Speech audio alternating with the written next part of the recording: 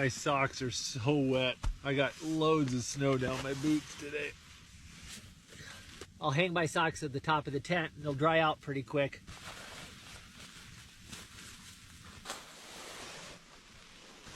So I gotta make sure I don't roll up against the inside of the tent in the middle of the night. Otherwise my bag will get soaked. But if I roll over to the right too far, Then I'll hit the stove and then I'll burn up. So, you know, I guess it just won't wiggle around much.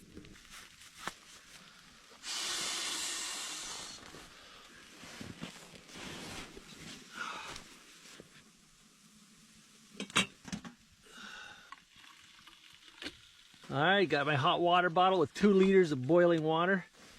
Well, it's toasty warm in this bag and I am tired, so I'm gonna hit the sack and we're gonna see what this blizzard brings because I can hear it snowing really hard right now. We'll see what we got in the morning.